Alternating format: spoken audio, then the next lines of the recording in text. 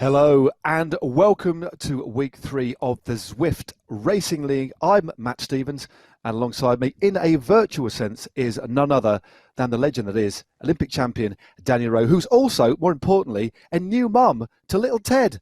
Hi Danny, love to see you, and lovely to be alongside you again.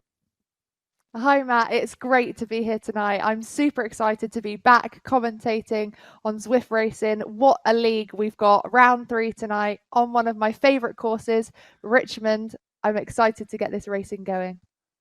I certainly am. We've both been parachuted in for our first taste of commentating on this new league, and it essentially is going to be the home of Zwift Racing from now right the way through to December. And the wonderful thing about this new league is that anybody can enter. So you can race through the community.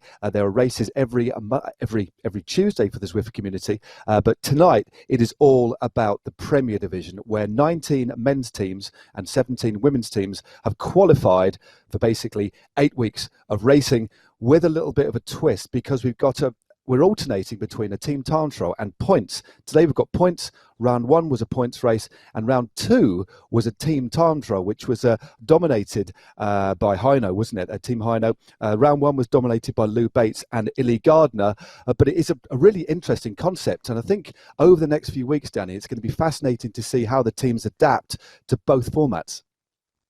It will, Matt, and it'll be really interesting to see how the teams use their riders to really come out on top throughout this league and use their riders effectively throughout the races themselves. We've got lots of intermediate points tonight, and then in the team time trials as well. The teams are going to learn as they go on, and I think it will be really tight all the way to the line in week 8.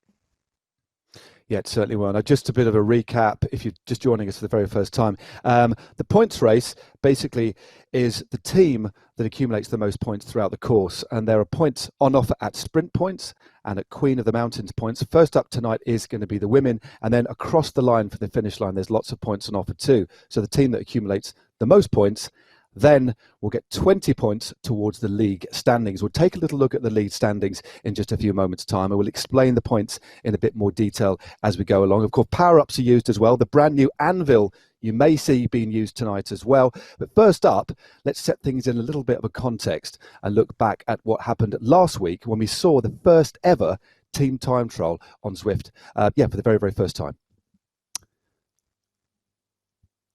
Round 2 was my favourite discipline in the cycling, the team time trial. I raced like girls, looking extremely tight with Kessler leading the way. Team Aero, look at those pain faces as they give 100% effort. Evo clocking 16:45 at the intermediate. And this is a team we're all expecting big things from, Team Heino. 16, 18, 17 seconds ahead of Team 2020, but that's only at the halfway mark for Heino. Their technique is looking spot on, super tight as they work together throughout this ride. And this is Heino coming up to the line to take the victory by a whopping 40 seconds. And your standings, Heino topped the leaderboard after 2 stages of the Zwift Racing League.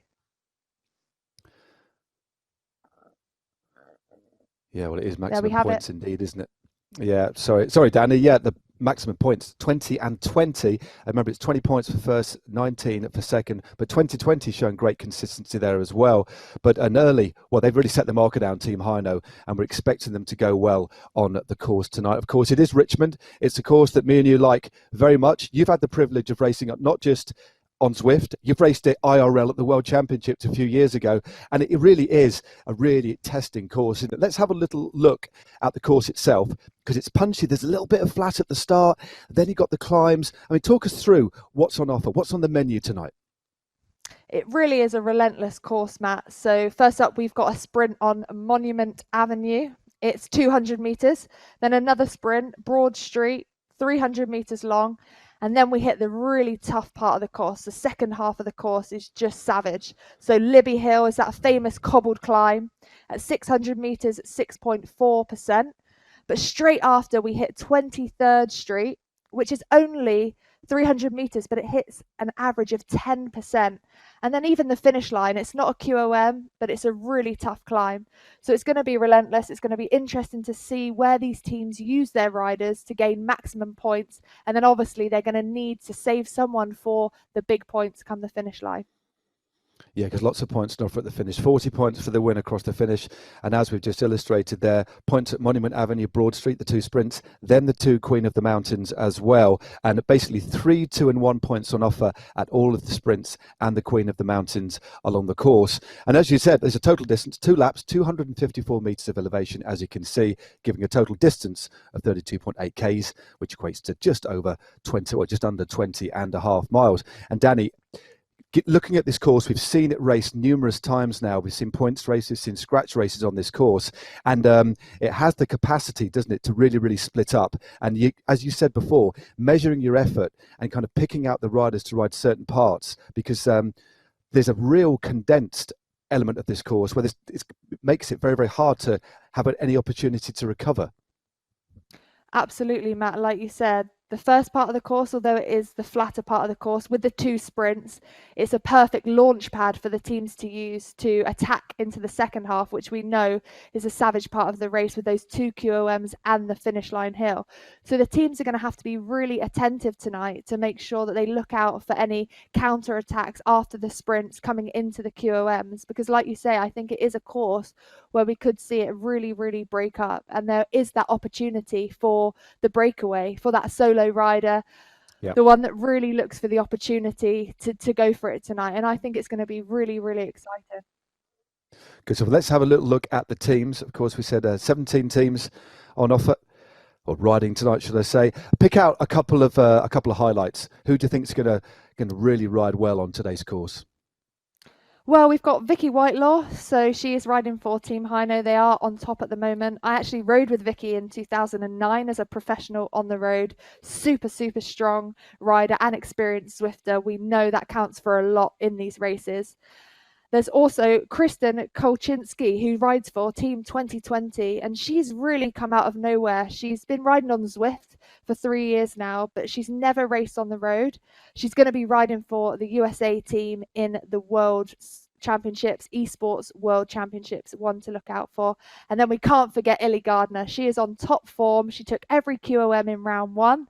She won the overall, and rumour has it she's been taking Emma Pooley's QOMs on the road. So one to look out for tonight.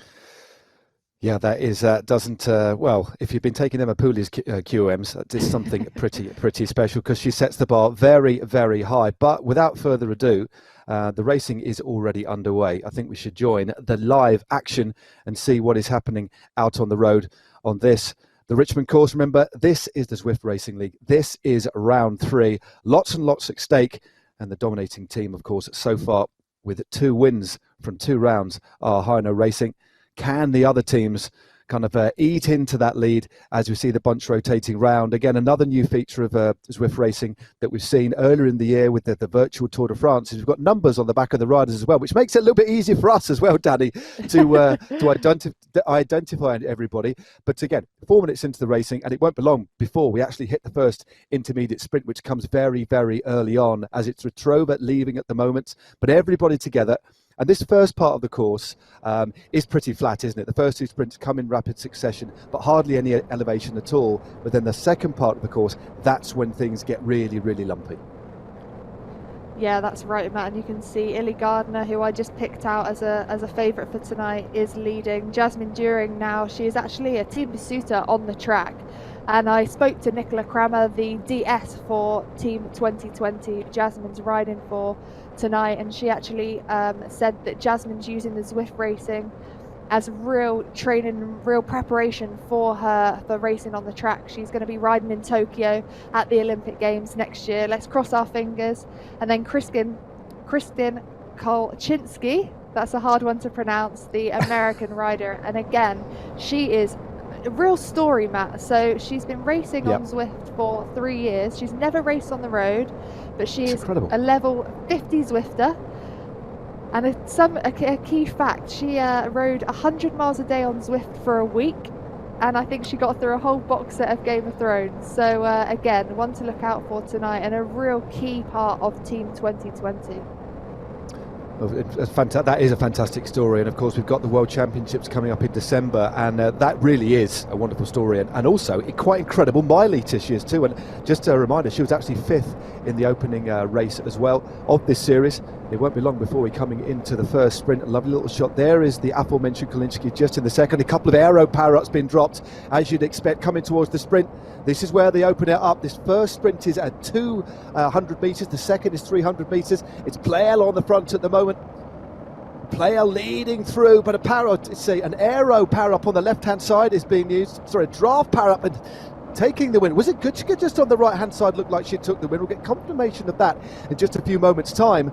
But these few riders who split off the front, it looks like the Saris and the Pros closet with a team with riders right at the head of affairs, and the aero riders as well. But it's Wilson from Gutsch, from Larson.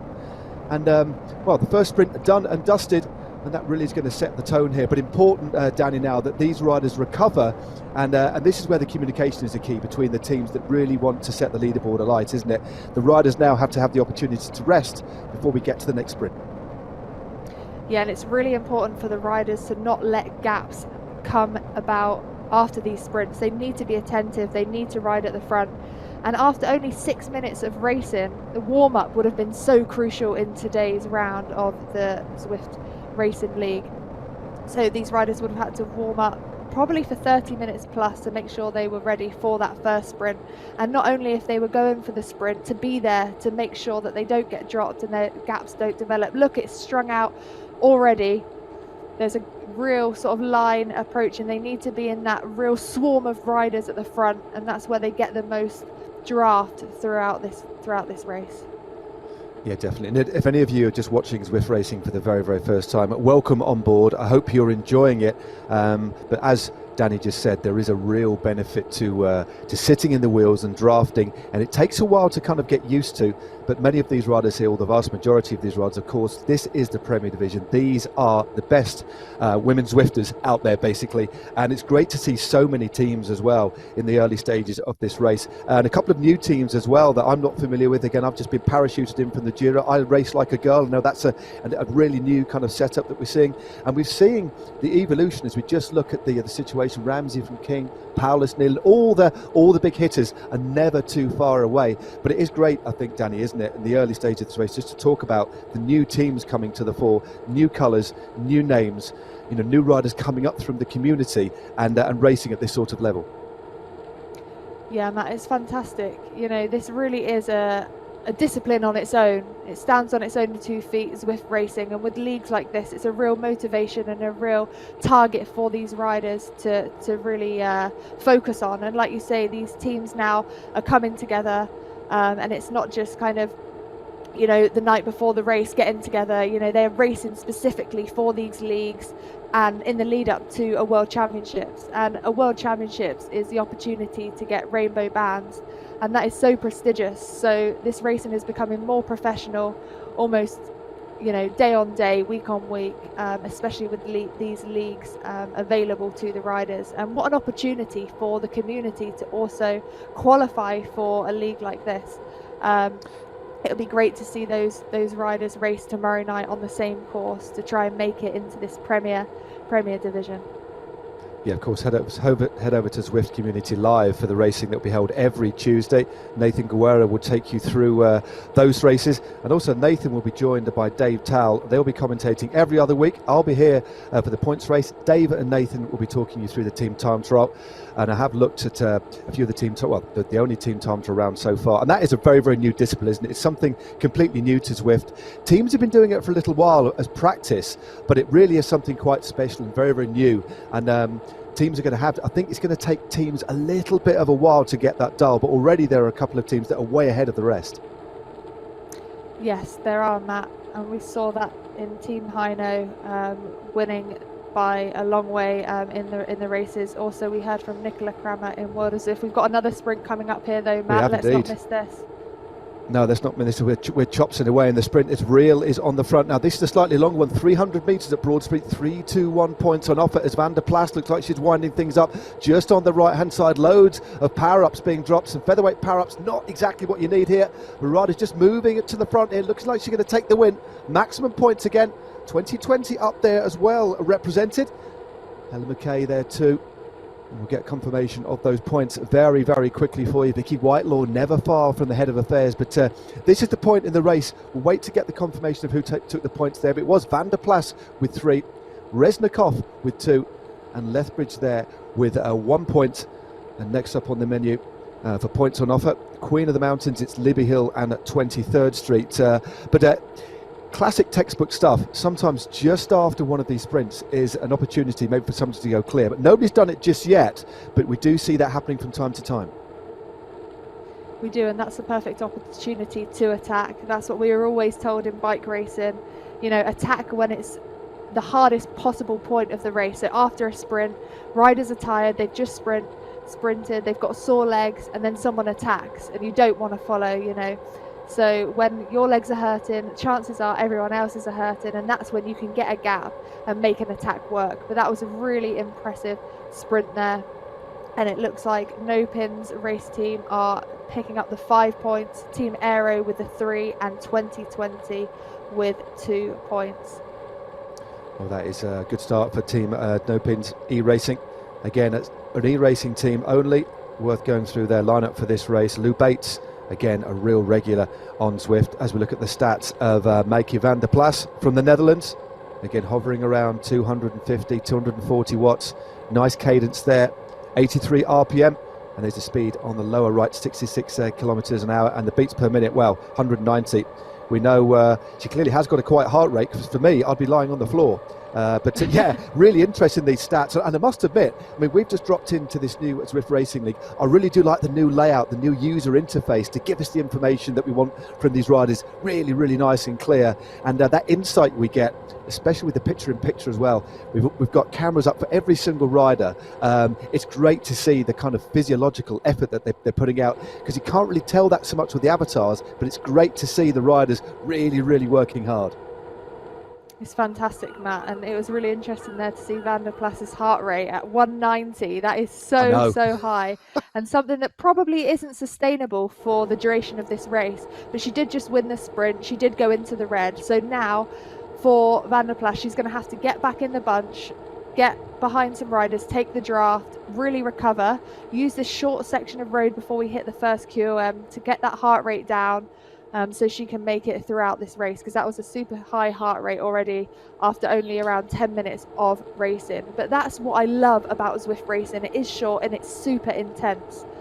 These riders have to be so fit. It's all about short, sharp interval training for these riders. And it's quite interesting to talk about the riders' training, which would differ from riding on the road. So it's all about that sort of 1 hour of real capacity effort, where your heart rate is going to be sustainably high throughout the whole race, having to go time and time again into the red and be really sustained in the red, to be honest, throughout the whole race. We saw Illy Gardner there. She is one of my picks for today. She's actually decided to focus purely on esports now, and I think that just proves where we're at with Zwift Racing and esports racing, with these riders really focusing on purely this discipline, especially with the World Championships coming up. So I'm really excited to see where Illy Gardner goes.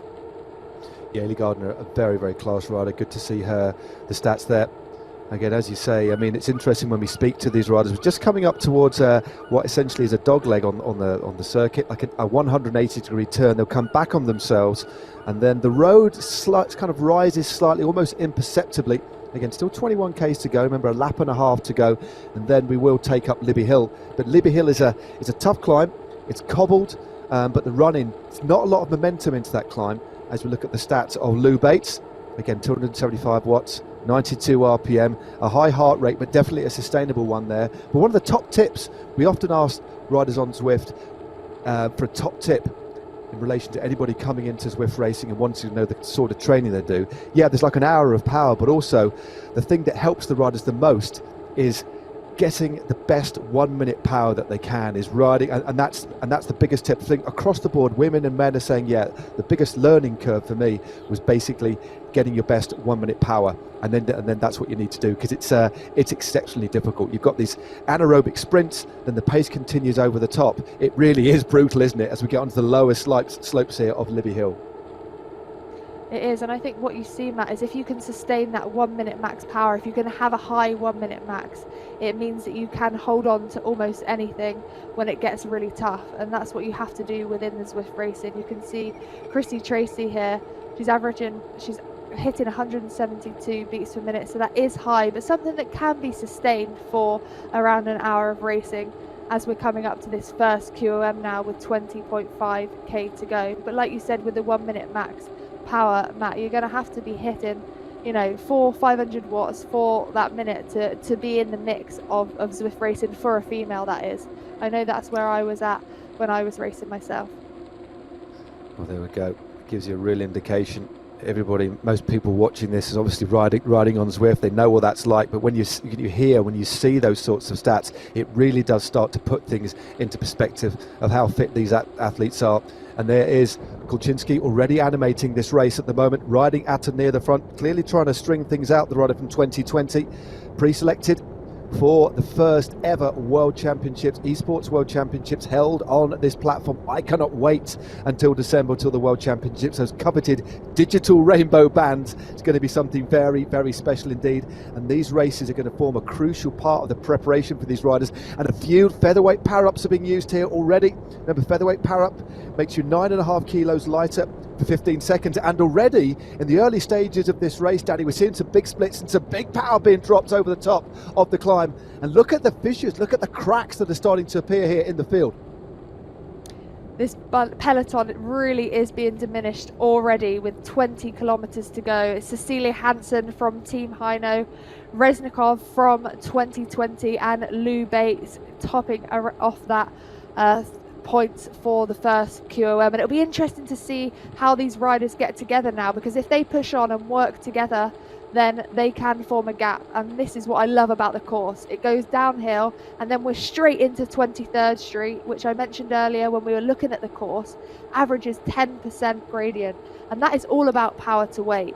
With a steep climb like that, Matt, it's so crucial to be powerful but as light as possible. And that's what we see a lot in Zwift racing. It certainly is. Well, there's definitely a split here. Celia Hansen is there. She's on the screen there, working very, very hard. A little group of about 6 or 7 riders has gone clear here. As you said, this is a very, very fast part of the course. And we understand that the brand new Anvil power-up may be used. That actually makes you heavier on the downhill sections as well for 30 seconds. But this is the start of 23rd Street very, very shortly. And there are the cobblers, and again, this is around a 25 to 30 second effort, and the power up that you need on this to change that power to weight ratio is the featherweight power. And a couple of riders have got them. Barrow, Hansen, Cecilia Hansen, well, she's absolutely on fire here. The Swedish rider just going over the top for Team Heinau, opened up a nice little gap there, and she takes maximum points, another 3 points in the bag. And the race, well, it really has split up here, and I think a few riders here, Danny, are going to really struggle to get back in contact, because already in this race, the pace is ferocious. It is, and what perfect time in there for Cecilia Hansen. She's obviously got great legs tonight, and again from Reznikov and Vine as well to take 1 point. But like you said, this is a downhill. If these riders get together and work together as a team, depending on the composition of the teams, and if the teams are happy to work together, then I don't see a lot of riders coming back. That was really relentless, that climb into the second climb, the Monument Avenue sprint, Broad Street sprint, and then the 2 QOMs. We've hardly got a peloton now, Matt. Look, there's only a few riders in this front group. I do think it will come back together slightly, but I do think the peloton has been diminished, and we're going to see probably at least half the riders not get back into contention. Well, there we are. We've actually got another climb to come. You can just see they've just dropped off the top of 23rd Street. There's a split that's occurred. Luke Bates is there. Just a reminder on the team standings. We had the graphic up there. Of course, Hino Racing got 7 points tonight so far. 2020 with 6. No Pins R3RE Racing team with 6 as well. Aero with 4, and TFC, the only other team to score a point tonight, with 1 in 5th place. But this is a good little breakaway that's forming. But this next section of the course isn't easy at all. But it's a completely different sort of climb, isn't it? We've seen Libby Hill and 23rd Street, 600 metres, 300 metres respectively. But this is a different sort of effort, isn't it? It's a steadier effort of a couple of minutes. It is. It's a really tough one, as we see Brie Vine here from Team Aero. She's hitting 300 watts up this climb, and it is a long climb. It goes round the corner. It's pretty steep in parts, and then you can see the finish line, which looks like for miles in sight. It's really tough, especially after going over those 2 QOMs, and I think that's what makes it harder. On paper, it doesn't look too hard, as we can see Kristin Kaczynski again from Team 2020 leading the way. But it is a real stinger, and like we said at the start, Matt, it's relentless, this course. You know, we come over past the finish line and we're straight into the first sprint, so you have to be really attentive, and these riders seem to be getting a really good gap. Kristen's doing a fantastic job here. She's just holding 300 watts, a nice heart rate, a high heart rate, but something that is sustainable. A nice cadence, 78 RPM. And yeah, 23 kilometers per hour, so a pretty decent speed as well up this climb. Yeah, and it's about 7 or 8% again. It just kicks up round this corner. This corner is horrible. It's I could never get any momentum going over the top. And this kind of falls flat still climbs ever so slightly, doesn't it? It's very, very hard to get any form of recovery. But Kulczynski is absolutely flying on this course, determined to try and split things up and actually opening up a little bit of a gap on the riders behind. She'll take the bell in just a few moments' time. But again, she's clearly getting into her effort there. She's going to have gone deep, almost kind of anaerobic a little bit on the bottom of that climb, but she's got into her rhythm now. But quite clearly, and by the fact that she's qualified already for the UCI World Esports Championships, we know she's got a big, big motor. But as you said before, an absolutely extraordinary story that she only rides indoors on Zwift. Yeah, she's doing a great job here, and it's Justin Barrow from Team Aero trying to get together now with a teammate to bring Kristen back. But a fantastic ride, and it's an interesting tactic from Team 2020 to send Kristen up the front already with still 16 kilometers to go. But obviously she's feeling good. She's got a great gap. We don't see solo riders coming to the finish very often in Zwift, do we, Matt? But she's got, No. It looks like a 4-second gap now to Group 2, and then a 22-second gap to Group 3. So Group 3 are really going to have to get together if they want to be in contention of this race. Otherwise, there's not many riders left in that Group 2, and then Kristen on her own. So with Group 2 behind, they're going to have to try and work together to bring Kristen Kulczynski back. Yeah, that's it. We're going to have to work together as a unit. Of course, if there's only 20 teammates in there, they'll just sit back on the wheels. They'll relax a little bit and force the other teams to chase. There's definitely 2 riders that I can see from Team Aero in the mix. Also a couple from Team Hainaut. But 4 seconds is the gap. You wonder now, I mean, Danny, interesting situation. As you quite rightly said, it's very rare that we see somebody go so long on a course. Any course on Zwift, because it's so brutally hard. But she clearly is riding very, very strongly, but only holding a bit of a steady gap. Do you think this is a wise move? Do you think this is a bit of folly, or do you think she's forcing the others to chase? What are your thoughts on going so early?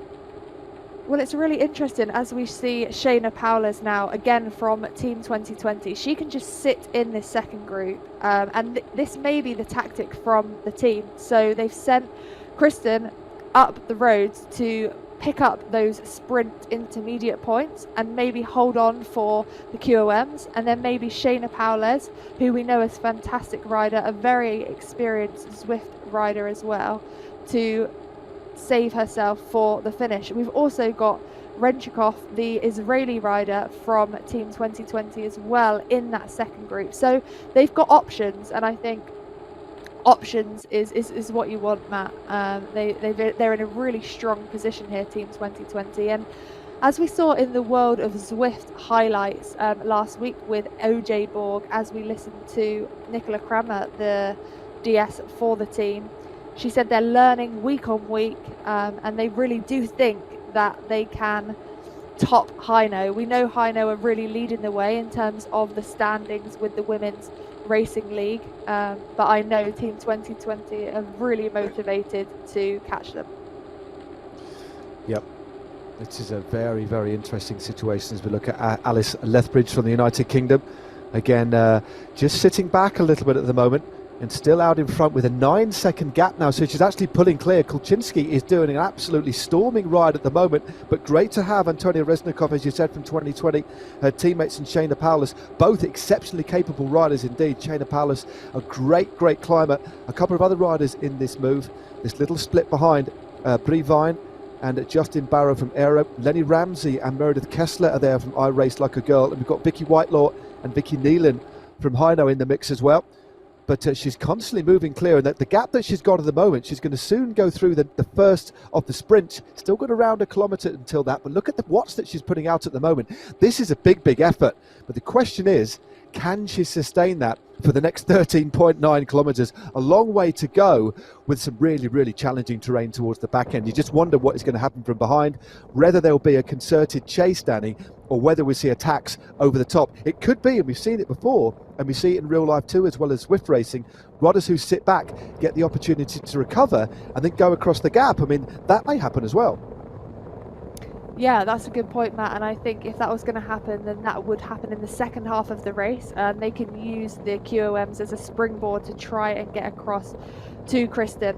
But what a ride she is pulling out tonight. 11 seconds. She's really holding the gap. And as you saw, she was putting out 4 watts per kilo and holding it consistently. And that is really, really impressive from this rider. She can now go into time trial mode. She'll know what her threshold power is, the power that she knows she can hold for the duration of this race, and she'll just try to sustain it for as long as she can. There's no point in her looking behind. She's got teammates behind. They're in a really, really strong position, as we see Antonia Reznikov there, the Israeli rider in the team. And there again, it's perfect. They just can sit back. There's no need for them to come to the front. They can try and pick up the points for second and third in the next 2 intermediate sprints, which I do think Kristen will hold on to gain those maximum points. And then I think there will be fireworks come the second part of this race. The last part of the course, there's 3 consecutive climbs, 2 of which are QOMs with points on offer, and obviously the last finish line climb, which we know is brutal. And that last drag up to the line, as you said, Matt, that last corner, you know, you can see that finish line for so long. It'll be really important that riders don't go too early.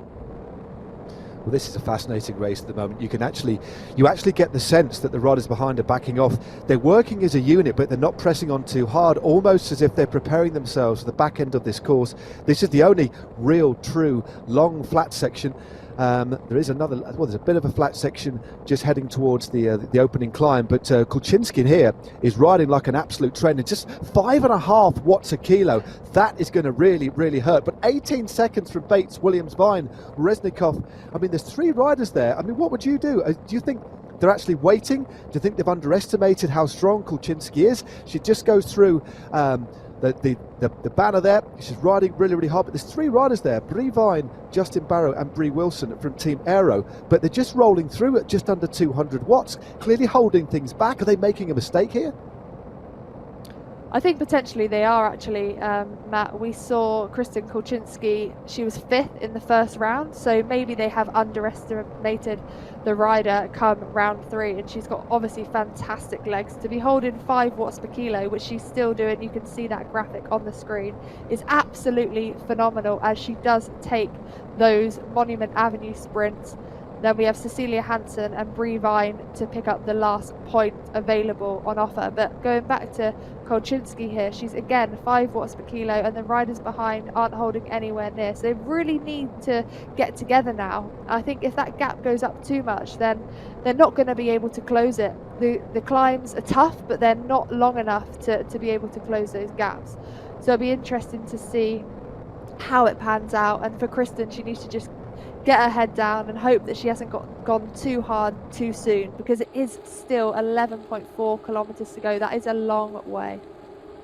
It is, but remember, this is a team competition. It's all about amassing as many points as you can, using your resources as best you can, looking after each other, communicating. Many of these teams will use various communication devices. Of course, the gaming one that most people use will be Discord. A lot of them run WhatsApp groups as well. Remember, given this set of extraordinary circumstances we've got globally at the moment, communication is absolutely crucial. But these riders are spread all over the world. It really is quite fascinating, and you've just got to consider that, you know, the Australians here are going to be riding at, well, I don't exactly know what time it is, but it's kind of probably in the middle of the morning. But wonderful to have these riders from all over the world working together. But the gap is coming down now. 8.8 seconds as we head towards the back end of the course. Perhaps Kulczynski is fading a little bit, because this is a very, very strong group behind. And when you look at the composition of this group, with the likes of Hansen and Whitelaw, some of the most experienced women racers on Zwift that we've had over the last couple of years, this really is the cream of the crop, and they know how to race, don't they? Yeah, they absolutely do. So I think for those riders, they will be thinking that Kulczynski will be coming back. It's very rare that a rider can stay away solo for this amount of time, but she is pulling it out tonight. Again, still holding 5 watts per kilo. It's really, really impressive ride. It's interesting to see Team Aero here. You can see Barrow, Wilson and Brie Vine in this group, at the back of this group, whether they're just happy to sit back and try and take the second place points and go for the overall, but they're surely not, you know, they're not working together as a unit at the front to try and bring Kristen back. So it might be a case that these riders in the second group haven't got together quick enough to work together to bring this solo rider back now, and actually they're happy with trying to go for the second and third position points in the next intermediate sprint and the 2 QOMs, and then go for the finish line points. But they're not really getting together as a unit to work together to try and bring this rider back. Well, it does actually look as if somebody's either come from the back or we've actually had things have come back together, because the group behind just a few moments ago, this group has swelled. It's come back. So this group has now swelled. We just saw one rider just jump across the gap here. Now, this could do one of two things. A lot more riders could find the opportunity to sit in the wheels, but Kolczynski, meanwhile, is absolutely flying up this course, still hovering, over 5 watts a kilo, but the pace is picking up. A couple of seconds have been chipped away now. Paulus and Barrow are there.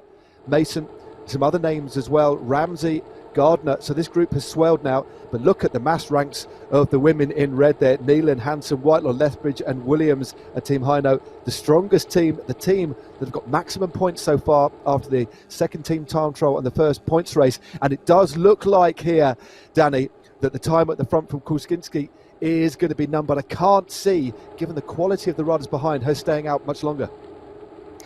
No, and I think if I was Kolczynski there, I would be easing off the pedals to try and jump into this group to give Team 2020 another card coming into the last 9 kilometres of the race. There's not much daylight now between the rider on the front for Team 2020 and this swelling pack behind as Team Hino take to the front for this sprint. Well, she just got it. I think she just got it on the line there. She just held on. You could just see her stats just move up. She just managed to nudge around 7 watts a kilo. We'll get confirmation in a moment, but I do think she did hold on to get maximum points yet again. There it is, Kolczynski from Lethbridge from Williams. So good ride out in front. Scored 6 points out on the road for her 2020 team. I'm just wondering if that was a plan, because we talked about the sorts of riders that are going to be used in different parts of this race, and maybe that was a plan all along, to give Reznikov and Paulus in particular a bit of a rest, and to use Kolczynski to just get those points, and that's her job maybe done. Absolutely, Matt. Yeah, I think that was a really good tactic there by Team 2020. And again, for Hino Racing, look at that. Hino Racing with 12 points, 2020 also with 12. So Nicola Kramer was right. They are hot on the heels of a Hino Racing team. And then we had no pins in third. So now it's going to be all about these last 3 climbs, 2 of which are QOMs where points can be scored. And then obviously the key finish line points scoring with Lenny Ramsey here. We can see riding in a perfect position just near the front but not on the front, which we know is the perfect place to be as we're coming into the last part of this race. Yeah, just dropping down there. Nice little descent there, and a great shot of that lovely kit as well. That I Race Like a Girl kit is pretty, well, I like that. It's one of my new, I think that might be my new favourite kit on Zwift, if you don't mind me saying. Other kits, of course, are available, but I've not seen this one before. That is a nice kit.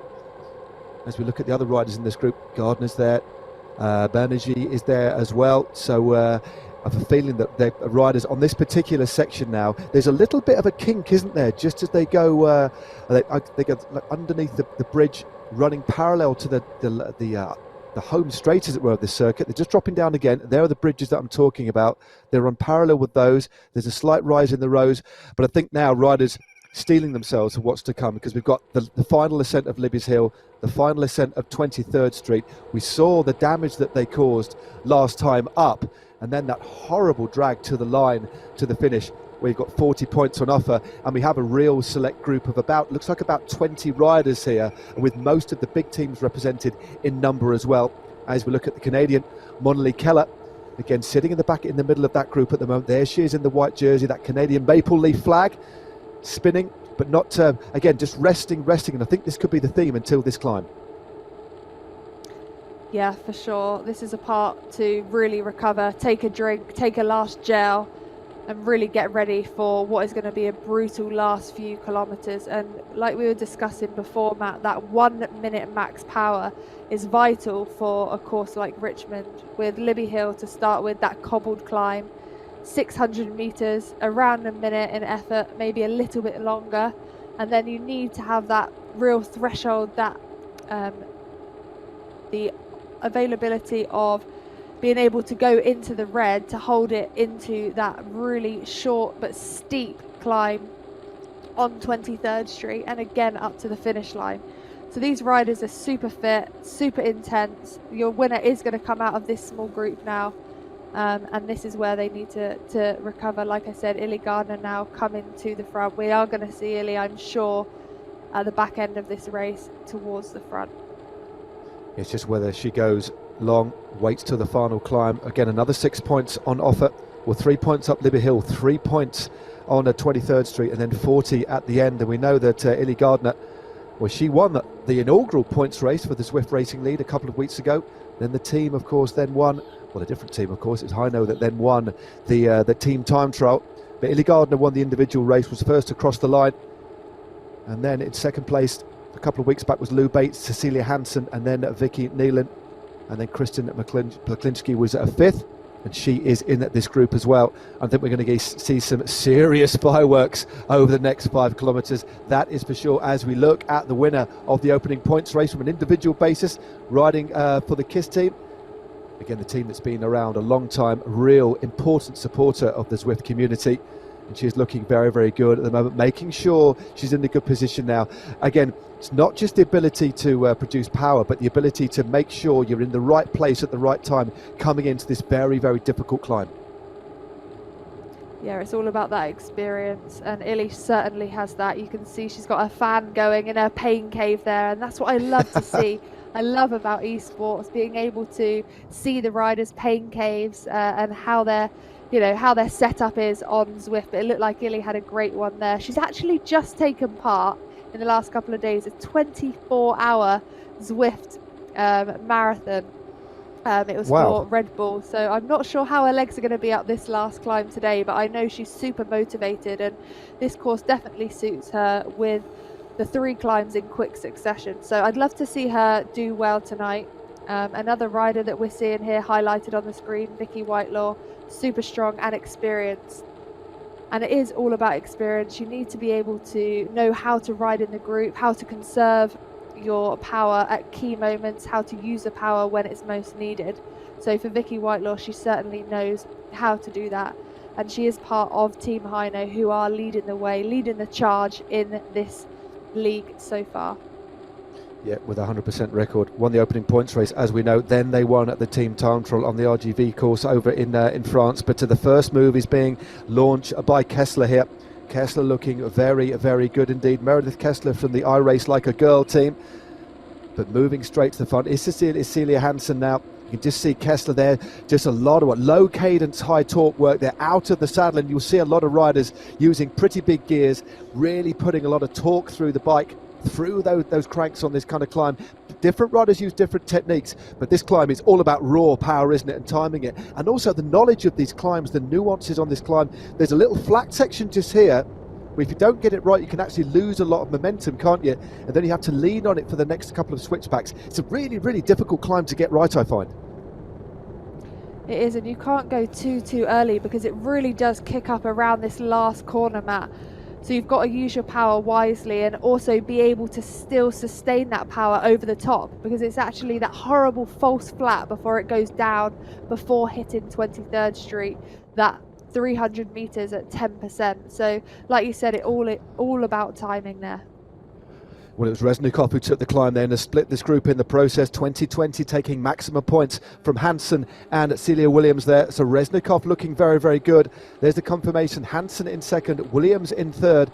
That was the last ascent of Libby's Hill. That is done and dusted. But as we know, not much of an opportunity to recover now. We've got this fast section coming down where they pick up. Well, there will be an opportunity to rest, micro rest, as we look at the team standings coming into the final climb. 2020 lead with 15. Well, they're equal on points with the Hino Racing team, and then a big drop down to No Pins with 6, Aero with 5, and TFC with 1. So it is evenly matched here. Very, very interesting finale of this race. Only 3.1 Ks to go, but 2 horrible climbs coming up next. It's only 300 meters long, but it's spiteful, isn't it? It is 23rd Street. It's 10%. Who has got it? Who's going to take the points over the top, and are we going to see another split? Because we've got another little split here at the front here. Hansen, Keller, Kuczynski, Bates, Barrow and Reznikov have just moved clear, and they're straight on this climb. Heart rates are going to be super elevated. What have they got up here? They're just about to hit the cobbles.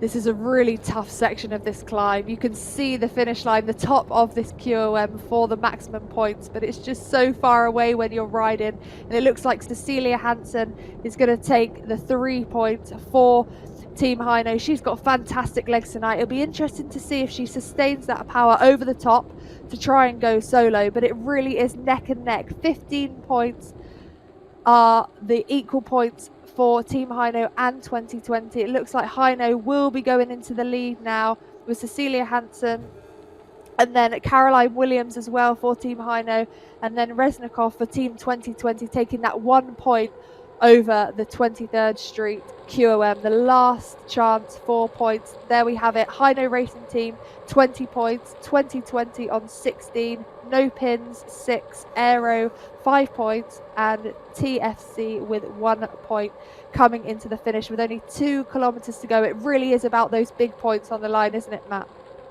It certainly is. Remember, 40 points on offer, then 35 for second place. So big points on offer. But the Heino Racing Team would put themselves into a very good position. 2020, as you said, only 4 points behind. A great ride there by Antonia Reznikov to score another point there. But it was Caroline Williams, as you said, and Cecilia Hansen who took first and second over that final categorised climb of the day. 1,500 metres to go, and it looks like it's going to be between these 6 riders: Bates, Kuczynski, Reznikov, Williams, Hansen and Barrow. Look like they're going to battle it out for that individual victory and the all-important points towards the team classification. Remember, the Zwift Racing League is all about team points, riding together as a collective, but there is still a lot of joy. There's still a lot of kudos to be had from crossing the line in first place, but they need to start talking to each other here as Kuczynski takes things up at the front, and I think she'll like an attritional ride, won't she, as Williams moves through as well.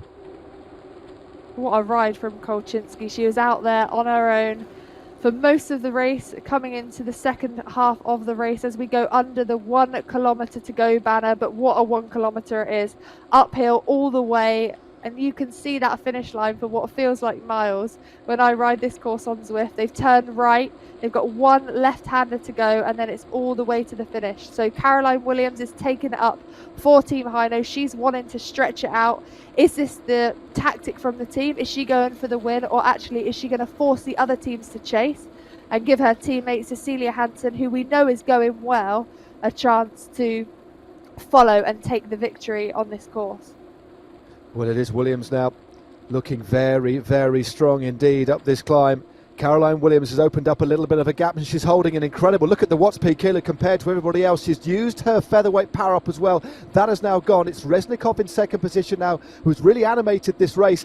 Bates comes through as well. It's still Williams with a 3.6 seconds gap. She's rounding this corner, and then the finishing straight will come into sight, but it's a horribly long finishing straight indeed. 450 metres to go now as Bates rounds the corner, but the gap has opened up. This is a remarkable performance by Williams of Team Heino in the red, but Hansen driving hard. 400 metres to go. Who is going to get this one? Williams riding hard. She's got Hansen not too far away. This is going to be interesting to see who's got a power up, but I think she's going to have enough here. Williams still driving hard. She is going to be hurting like crazy. This is round 3 of the Premier Division of the Zwift Racing League. It's the second points race, and it looks as if maximum points are going to go again to Team Heino. A wonderful performance, and look at that consummate use of an aero power up. That's the one you want. More aero for 15 seconds, should I say, with 25% more aerodynamic. And she's still putting out 5 watts a kilo, but 6 seconds is going to be enough. Oh no, it looks like Kuczynski is coming through. Well, Williams has just got over the top. Well, it's a remarkable kind of turnaround here. Absolutely remarkable turnaround. She was overhauled on the line. We'll get confirmation of that, but I thought she had it in the bag. But a rider came from behind, it looks like from the aero team. We'll get confirmation of who that was, but what a sensational finale. Absolutely wonderful stuff there.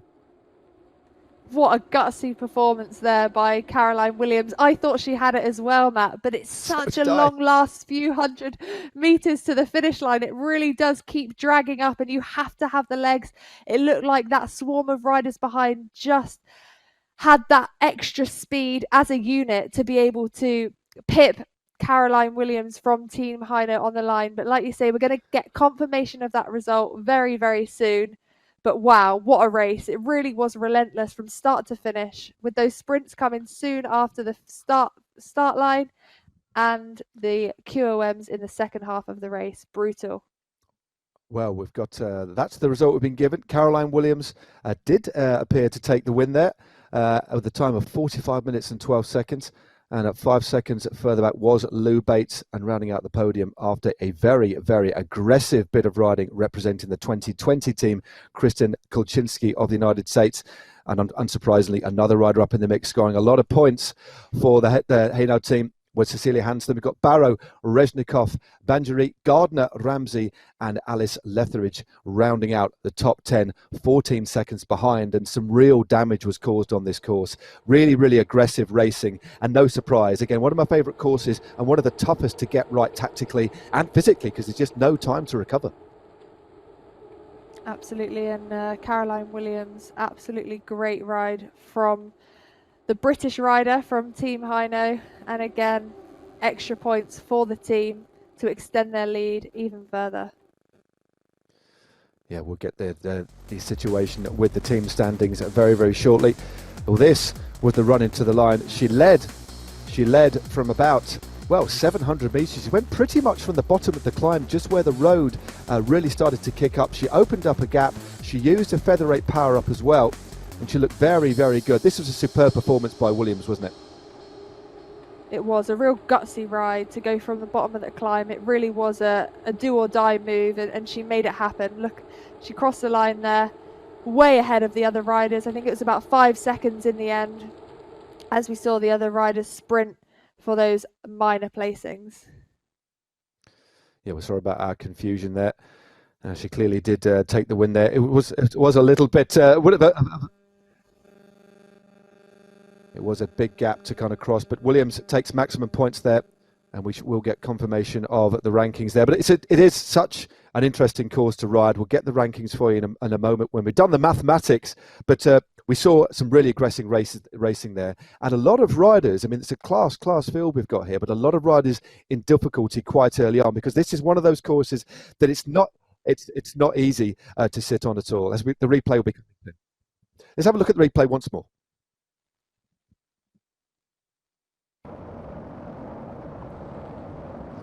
So these are the earlier parts of the race. Very, very aggressive indeed. And again, would you have thought, Danny, we know how well teams communicate. In the early stages, there are specific riders to go for specific points, because it's difficult to maintain that kind of work rate. It really is, but I do think the riders would have had a real plan coming into this race. I think they have to. With such a tough course, there has to be riders that will be going purely for the sprints and purely for the QOMs, and then someone who is going to be saved, I'm sure, for that final time up the hill. But it is really relentless, and you can't let those gaps go. So even though you might only be there for the final sprint, you have to be there at the front, because we know that this is a relentless course with the 2 sprints and 2 QOMs per lap. It really is relentless. We saw the group whittle down after the first time up Libby Hill, which we can see the riders going up now. The cobbled climb, the drags over the top as we come into the last climb of the course. The QOM up 23rd Street, 10%. It really is savage. The riders using their power-ups at key moments to sustain their lead over the other riders. Yeah, power-ups absolutely crucial. And again, if anybody's wondering how the power-ups are distributed out on the course, every time we go under a banner or an arch, the Queen of the Mountains and the sprints, they'll get a random power-up. So quite often you'll see the riders using or getting rid of power-ups they don't want. But there is confirmation. It was Caroline Williams scoring maximum points after that, magnificent solo win there. Lou Bates was in second place. Kristen Kulczynski, again, representing United States in the World Championships in just a couple of months' time, in third place, rounding out the podium. And then there's a lot of usual suspects. Hansen there in fourth, Barrow there in fifth, Reznikov, Banerjee, Gardner, Ramsey and Alice Lethbridge rounding out a very, very good day. Look at that, 1st, 4th and 10th for Heino. Again, we'll just see how that affects the general classification, but it's looking good for the women in red. Absolutely is, Matt. Very consistent riding from Team Heino. They took the win in the team time trial in round 2. And now I'm sure they will be getting that overall classification here for round 3 to be super consistent. But Team 2020 really took it on, and they really took it on for Team Heino to really try and close that gap. They were neck and neck up until the last QOM points, and you can see here the team points. Look at that gap. So Heino Racing Team with 140 points. It is actually Aero now who have taken over Team 2020. It was a really impressive performance. I thought they rode really well together actually tonight. They had 3 in that front group, so now they have 97 points. The Team 2020 pretty close behind with 89. So it's all to play for still for 2nd and 3rd place, I'd say, Matt. Yeah, definitely. It's a good lead. But as you say, good riding by Aero there. But amazing performance again by Team Heino. They had 5 of their riders, just looking back through the top 20 there, in the top 20. So all of their 5 packed into the top 20. And look at that. Perfect score. It's like looking at gymnastics in the Olympic Games, isn't it? 20, 20, 20. It's a shame that Team 2020 haven't got that, but maybe they'll catch up. But 60 points, basically. So although they scored 140 points on the night, 60 points is the lead. Are their points in the overall classification. So a little bit tighter at the top there. But some great racing on a course that we love so much. But a wonderful race for the women's. But next up is the men. Which should be an equally exciting proposition. We've got some wonderful riders here. The best, 19 teams, some of the best racers that we've ever seen riding on Zwift, and some real specialists. We'll go through the riders, the teams in just a few moments' time. But how about we take a little look back at what happened only a week ago in the first ever team time trial that forms, of course, a really important part of the Zwift Racing League. It's points and also team time trials. Let's have a little look at the action from last week, which took place on the RGV course over in France. Again, a lovely new course. Of course, this was where we saw the virtual Tour de France take place earlier in the year. And it's essentially a very flat course, just gently rolling, as you can see. A couple of small climbs, not much elevation. And we saw the R3R team make an early catch, actually, pretty early on. That was actually on the skyline, and they really did set the early pace. Tightly packed at the front, and then the team Evoc as well. They hit it hard, very, very hard indeed. And a couple of teams actually made the catch as well. Evoc actually caught and passed the Legion of LA, as you can just see there, straight past them. Thankfully, nobody came to grief. And there was a really impressive and organised performance from Bolt Racing as well to come in second. But it was the team of Canyon Esports with a dominant performance there, 30 minutes and 36 seconds, netting then maximum points. And they were 19 seconds quicker than the Bolt Racing team. And that means that on the overall standings, they are in the lead. Let's have a look at the men's league table so far. Not quite 100%. 19 points. They were second place in round 1. Won the team time trial, so they now have 39 points. They're ahead of the team Swedish Swifters with 35. Sharing equal second, Saris and the Pros Closet with 35. Bolt Race Team, again, equal fourth there with Draft and Evoc Bike powered by Enschered. Then we have Puerto Ceramic Speed with 29, Aero, Callis Esport Racing Team, and then Vitus Pro Cycling, a team I think that will like this course in particular. I think it's definitely horses for courses. I think we'll see some teams preferring certain routes than others, but that's the situation at the top. So Danny, early days yet, but I'm expecting some real fireworks tonight. And of course, we're on the same circuit, on the Richmond circuit. I think it's probably worth having a little look again. Just a bit of a reminder of what's on offer, what's on the menu for the men tonight. So talk us through this course again, if you don't mind, Danny. Of course not, Matt. One of our favourite courses on Zwift, and I've actually ridden it in real life myself as well. So a real relentless course, and what a race we had from the women there tonight. We've got 2 sprints in the first half of the race. The first on Broad Street, which is 200 metres. Then Monument Avenue is the first sprint, 200 meters. Broad Street sprint is the second at 300 meters. Then we get into the brutal half of the course, the second half of the course. We've got 2 QOMs. The first up, Libby Hill, 600 meters at 6.4%, the cobbled climb. And then 23rd Street that comes straight after, 300 meters, 10% average, brutal. And then to finish with, another climb. So it really is relentless. The riders have to have good legs. There's really nowhere to hide, Matt. Yeah, there certainly isn't. Again, it's a really, really attritional course. As we said before, one of my favourite courses just to ride on. And it's the sort of course that provides many places on the route that are the catalyst for attacking racing. We saw that in the women's race just finished a few moments ago. What kind of thing are you expecting here, especially given their position at the top? I think there's a couple of teams that maybe didn't score as many points as they'd have liked in the team time trial, but lots of opportunities here for really aggressive racing, a completely different style of course and different skill set, different physiology that's needed on this course than we saw last week. Yeah, absolutely. And I think it's one for the teams who haven't scored in rounds 1 and 2 to really take it on and look for opportunities.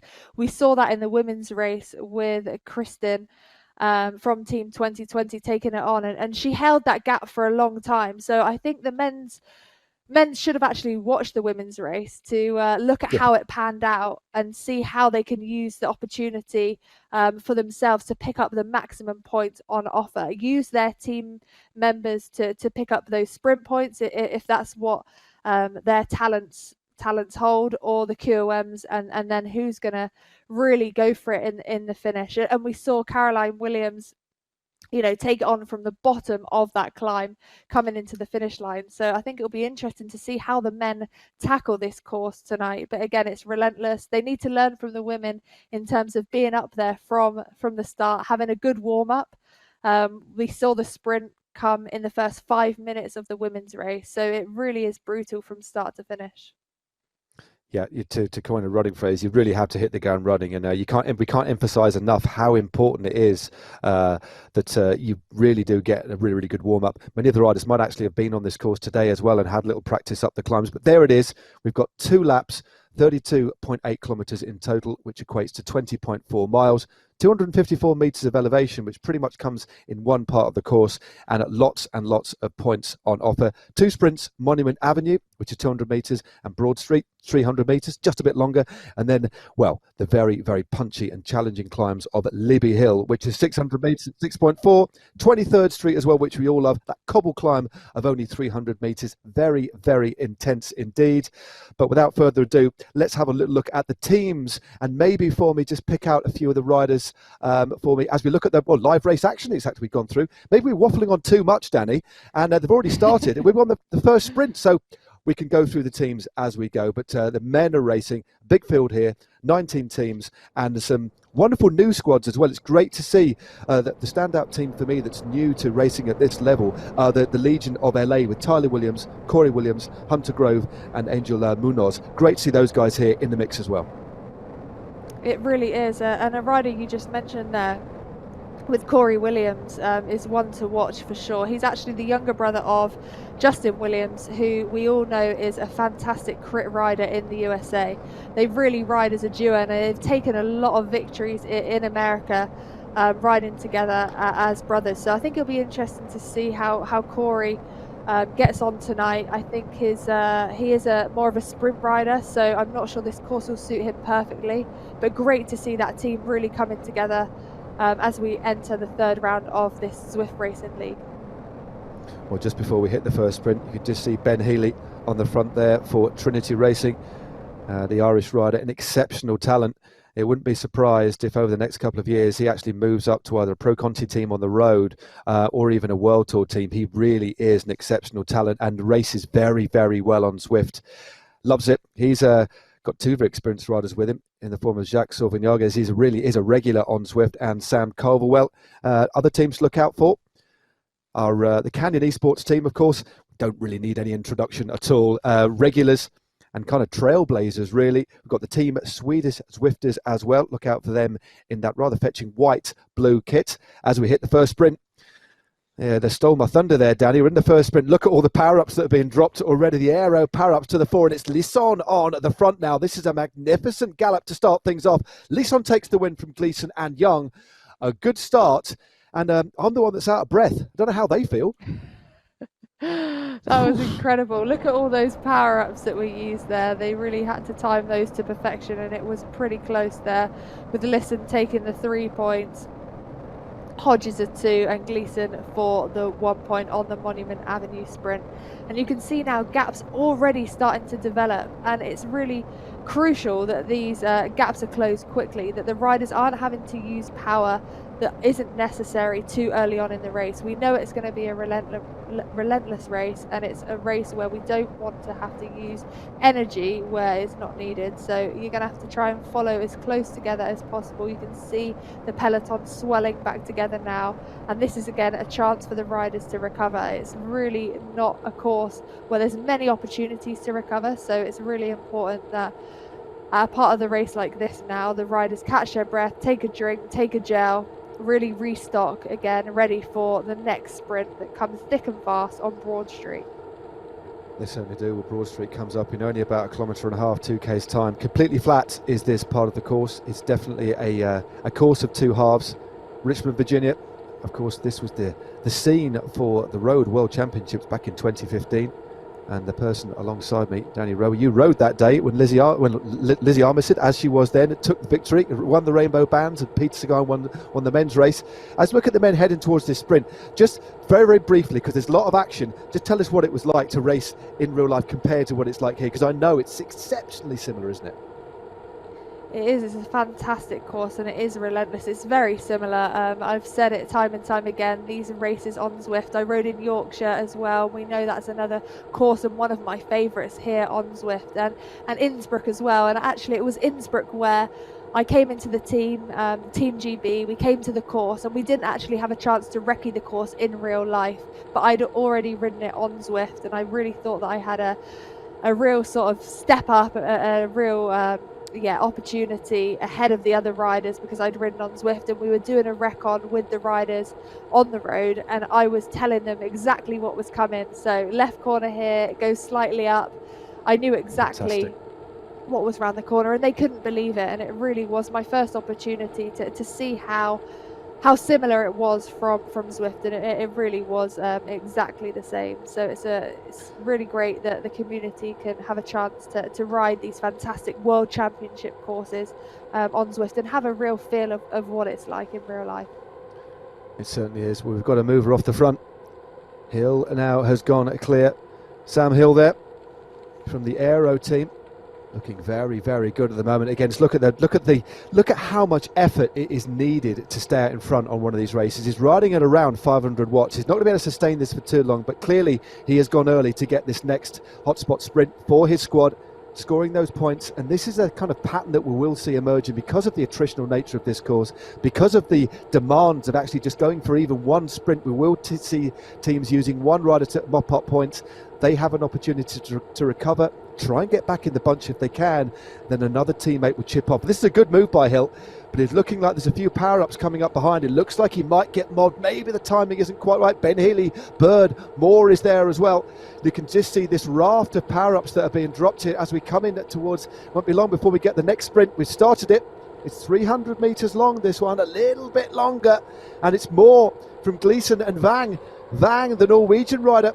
Moore goes clear though. Good riding there by Moore from the No Pins R3 team. Gleeson, it looks like it's going to take it though. Well, it's Seska who takes it in the end. Very, very close indeed. A blanket finish there, but it was Thrall, from Lisson and Seska who took the points there. So a big blanket finish there. Didn't quite pay off, but it just shows how quick these riders are going, the kind of effort that it takes just to get yourself out of the bunch and hold on. And that's why we see not that many riders, especially on the flat, able to hold out in front. It's so challenging. It is, and it is actually harder on Zwift than it is in real life to hold out solo on a bunch behind. You travel a lot faster and in a group, and we saw that there with Sam Hill from Aero team. He was holding over 500 watts just to stay a couple of seconds ahead of the bunch, and unfortunately for Sam, he did get swamped there in that sprint. Well, the confirmation of the results there. Puerto Ceramic, so far they have 5 points.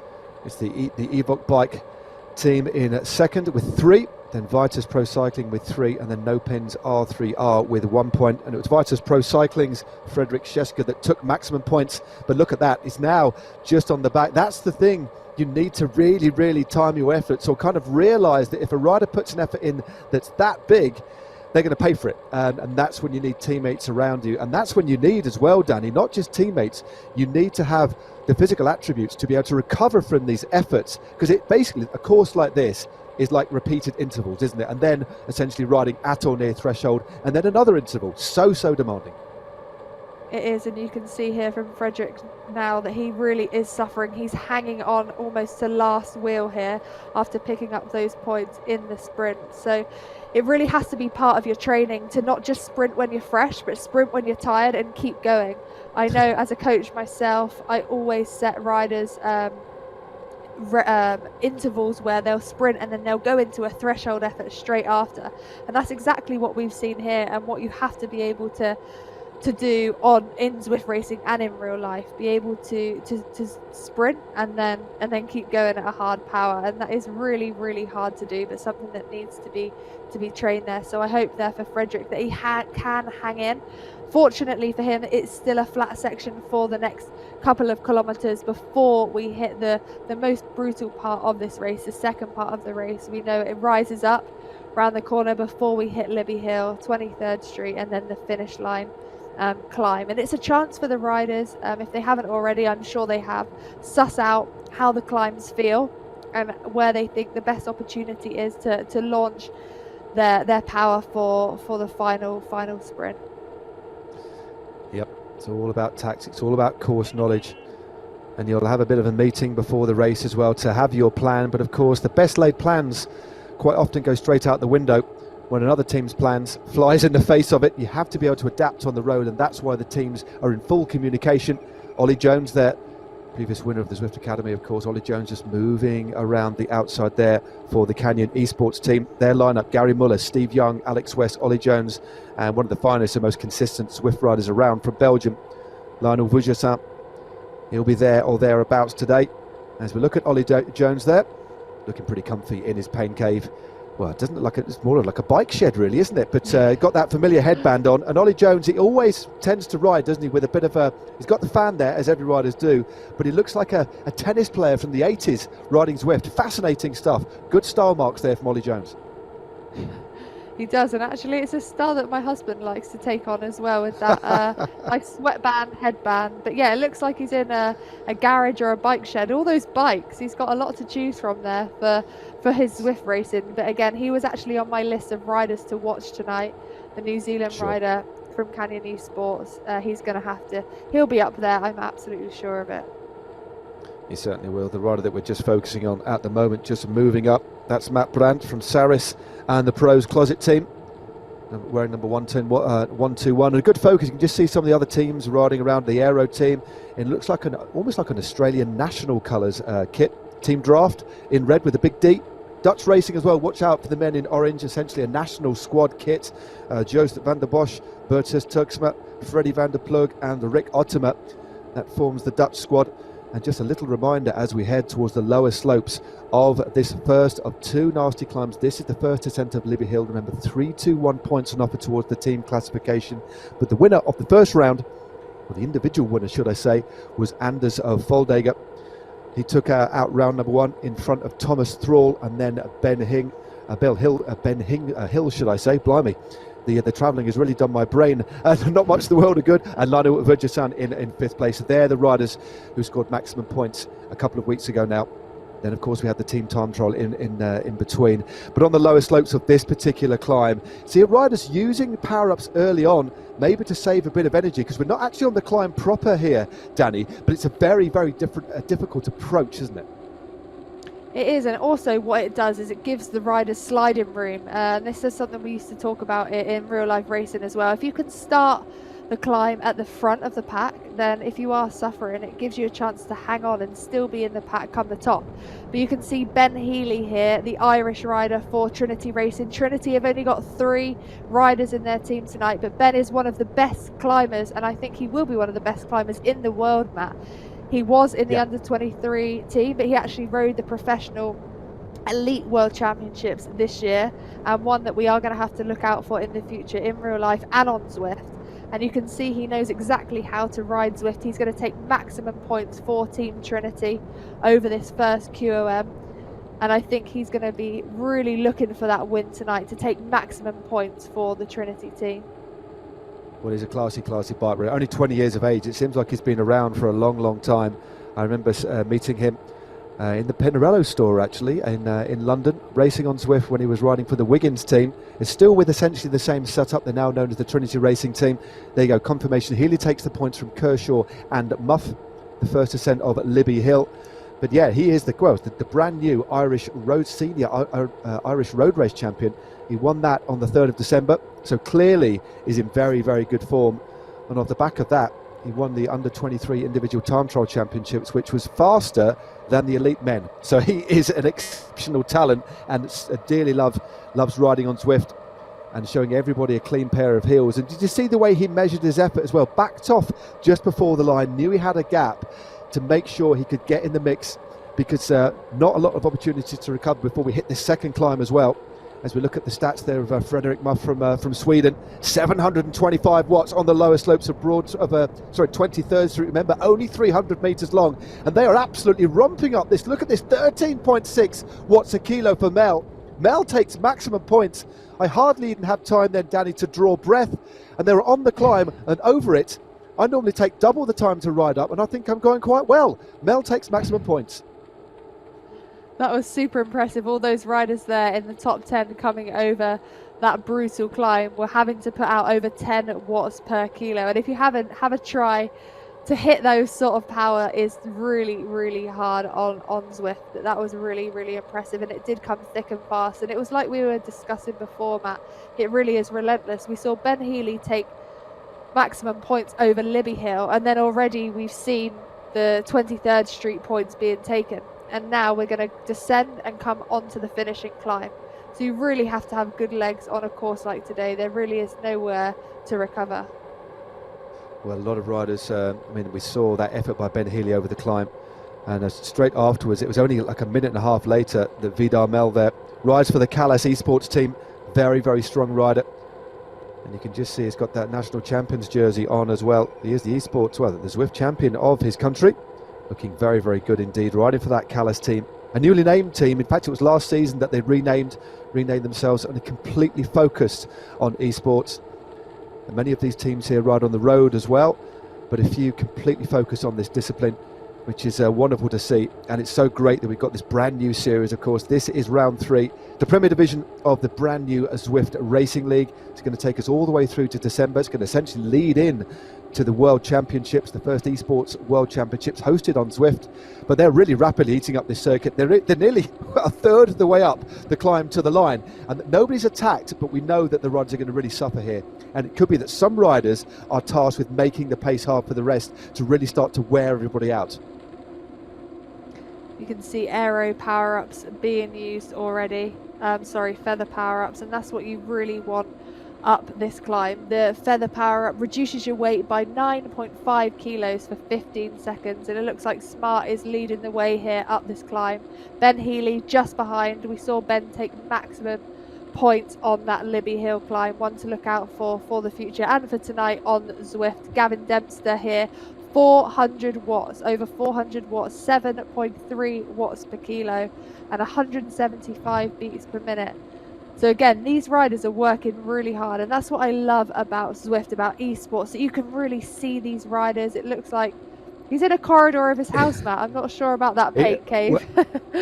Well, do you know what? Not being funny, it's in his toilet. We're not going to make, there's no bones about it. I've seen Gavin ride before. That is his toilet. But to fair play, do you know what? I've never seen an avatar look so much like the real person. That might actually be a superimposed photograph for his face. Incredible likeness here on Goes With. You've got it all. You've got realism, you've got excitement, and you've got the best esports platform in the world.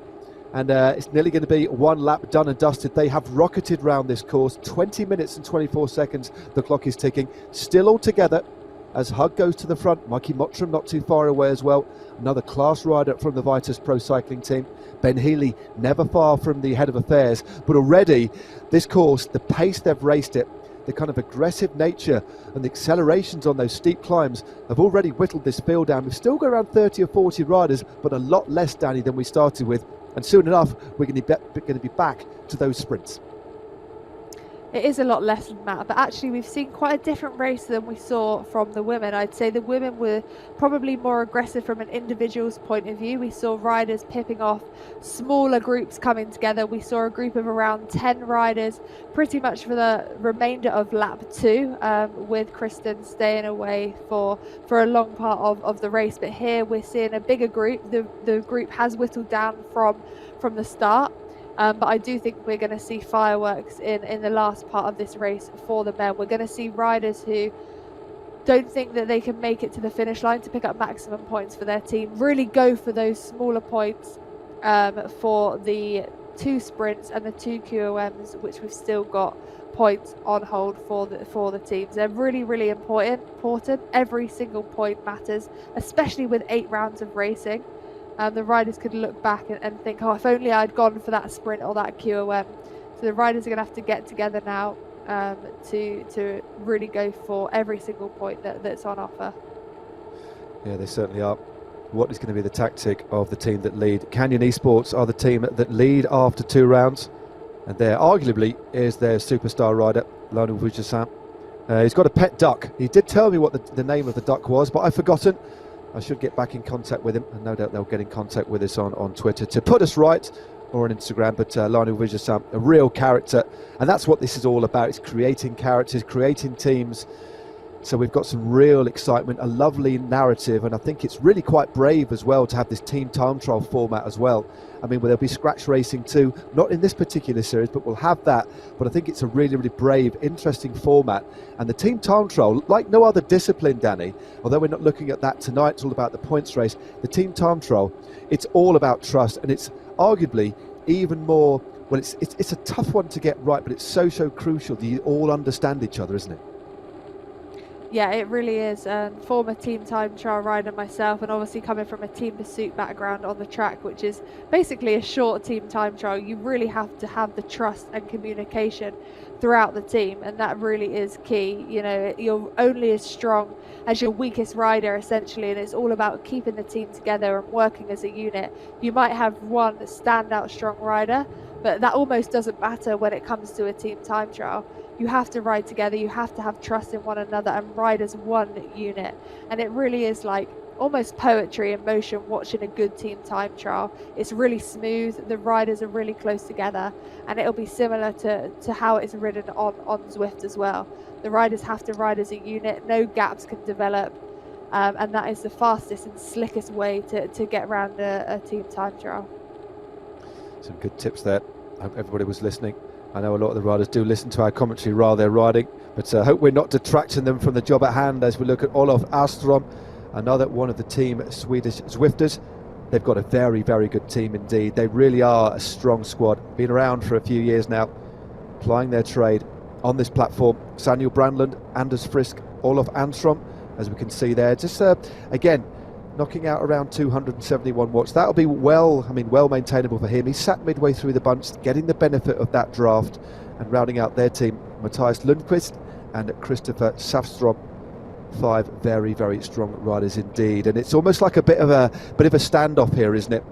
It's a nice clutch of riders, everybody thinking a little bit tactically, thinking about the sprints to come, because they will be coming very, very shortly. The first one will be at Monument Avenue again, 3-2-1 points on offer there, Broad Street, and we might actually get some lead outs. We've seen that in the past in some Zwift racing last year, at the start of the year, as teams get more and more used to the platform, more confident, trusting in each other, and the more and more racing miles on Zwift they get under the legs, the more we do see the team thing coming into play. So we might even see a couple of lead outs coming into these sprints. Yeah, absolutely. And also, I think what we'll see is this is the real key part of the race where the riders need to communicate. They've had over a lap of racing now, so they'll know how their legs are feeling and they'll know what they think they've got in the tank essentially to give for their team. So a lot of the teams now use Discord to communicate throughout the race. They'll be able to talk to each other. We can see Ollie Jones come into the fore of this race now. To decide how they're going to use their riders in the last part. So who's going to go for the sprints and who's going to go for the QOMs. And it looks like these riders now are coming up to the first sprint of the second lap. So we're going to see those watts per kilos going up. We're going to see the lead outs developing as we come into the last few hundred meters. I think it's Vujasan who's leading out Jones. But the rider that's gone clear, it was very, very quick indeed, is Mikey Mottram of Vitus Pro Cycling, to use an aero power up as well. It looks like he's going to hold on. It's great timing there by Mottram. Went very, very early. Wonderful use of the power up and actually knocked it off across the line. That's the way to sprint, isn't it? But there was a little, again, we talked a little bit about the lead outs there. Clearly we saw Vujasan trying to lead out Ollie Jones there. We know Vujasan's a good puncher, but Jones a far faster finisher. There's a confirmation. Mottram from Vel and Ollie Jones getting a singular point there for his Canyon Esports team. That was the first of the two sprints that do come in rapid succession, but a good sprint there and great timing. And what's that done to the current classification on the night? Well, Puerto Ceramics still lead with 8. Callis Esports have moved up to equal second with Vitus Pro Cycling.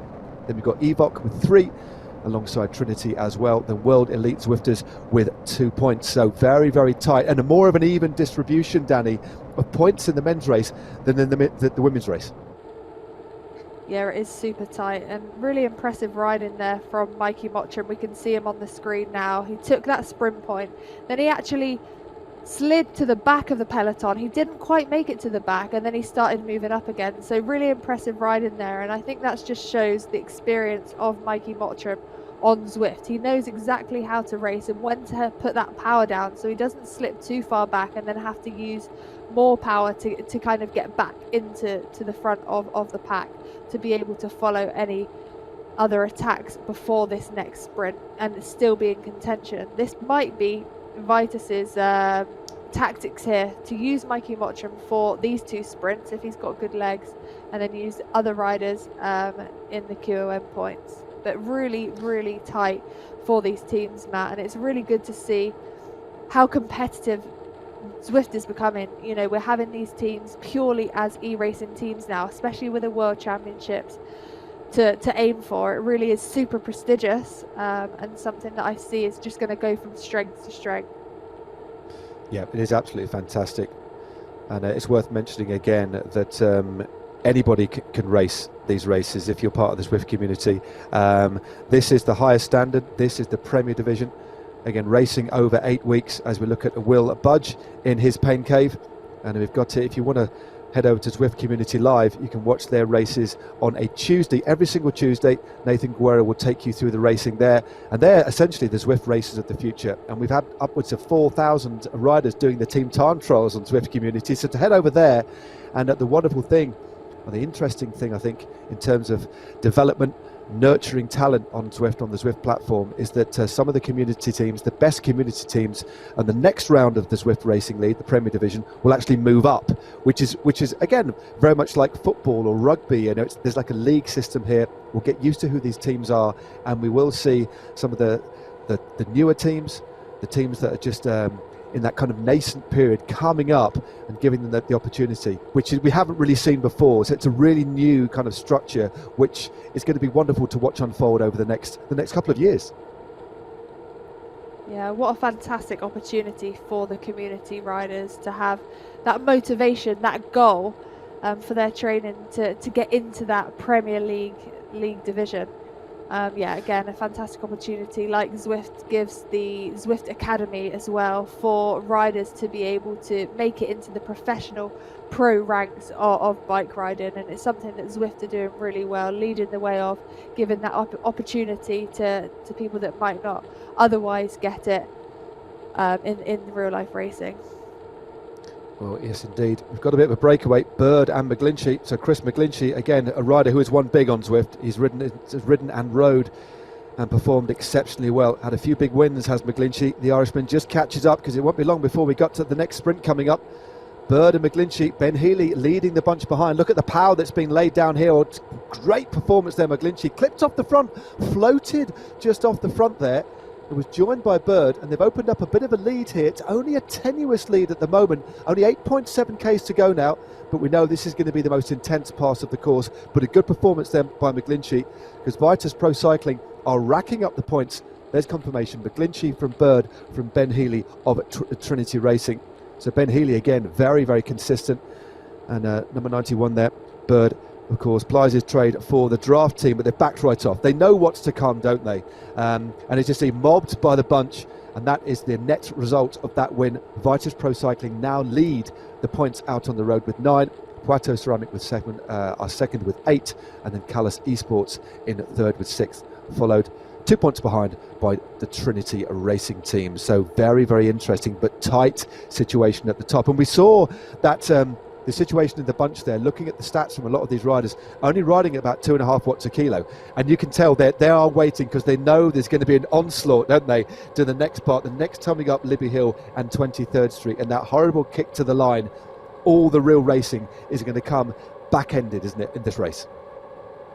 Absolutely, and we did see a very different sprint there, Matt, where those 3 riders just almost were allowed to ride off the front. I think the riders are getting scared coming into the last 7 kilometres of the race. With the 3 QOMs, they don't want to burn their matches too soon, especially if they think that they've got the legs to be able to be there at the finish line. So that was a very different sprint. The riders are going to have to use this last flat section of the race before they hit the 3 consecutive climbs to really take on any last bits of fuel, rest their legs and get ready, position themselves well into the last 3 climbs. And also it's going to be a really key for the riders to use this first climb as a potential springboard to go into 23rd Street and then come up to the finish line.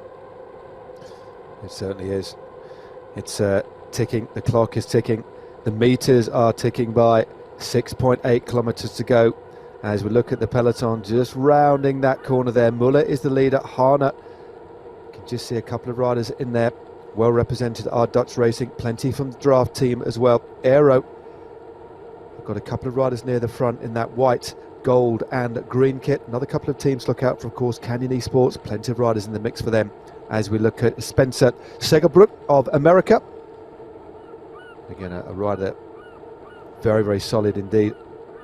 Again, just putting around 300 watts out at the moment. Again, a heart rate that we know there's a lot more scope there for an increase. 151 watts is very, very maintainable, and this really is the calm before the storm.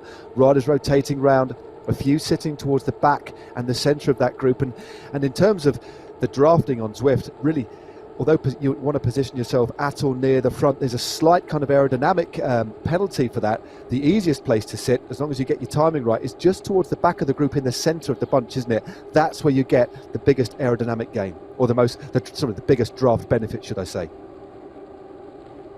Yeah, that's right, but you are dousing with fire there a little bit, Matt, to not see what's going on at the front, and especially coming into the last part of the race, you're almost better off sitting a little bit further forward, unless you've really got the legs to go through the bunch and try and follow any aggressive moves that are made. But you can see Trinity Racing coming to the front now. I think we're going to see Ben Healy really going for it in these last few climbs. Whether he leaves it to the last one or not, I'm not sure. I think he might try and go for it on Libby Hill.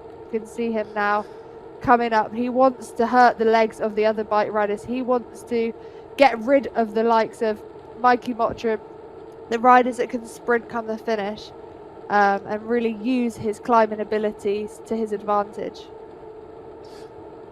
Yeah, he's a very, very good climber, and as I just mentioned before, an exceptional time trialist. He is the under-23 TT champion of Ireland, newly minted, and there he is with that Irish flag. Just moves himself back to the front. It's his teammate, well, not his teammate, sorry, getting the kit mixed up there. It's Vujasan on the front, but Ben Healy only has a couple of teammates with him. It's a little bit of a disadvantage, but I think that's made up for in how strong he is as a rider. There are the stats of the Irishman, hovering around 300 watts at the moment. Optimum cadence there around 90 RPM. moving along this course at 48 k's an hour. I really do like that new interface. And how many kind of ride-ons has he got? That looks like 11 there. Remember, you can give these riders power-ups. Just go to the Zwift companion app, follow these riders and give them a ride-on, and you'll see their pockets bulging and glowing with ride-ons. And it's nice when you go for a ride, isn't it? Or you do a race and you get a pocket full of ride-ons. It gives you a nice little morale boost. It does. It gives you an extra bit of power, I always find, especially if I'm having a bad day. A few ride-ons, a few thumbs up in my pocket, it gives me an extra boost. I always try and give a lot out, especially when I see riders completing workouts or getting personal bests on courses or in sprints or QOMs. It's a really nice touch. It certainly is.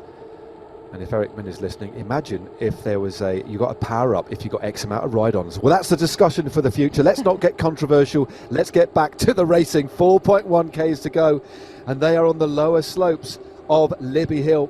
This nasty climb, no momentum on the run-in, but you'll see riders again. Look at all the ride-ons that suddenly happened. Then people must be listening. That is wonderful. Well, there we go. Ben Healy moves to the front. He's got a featherweight power up. He's used it very, very early on.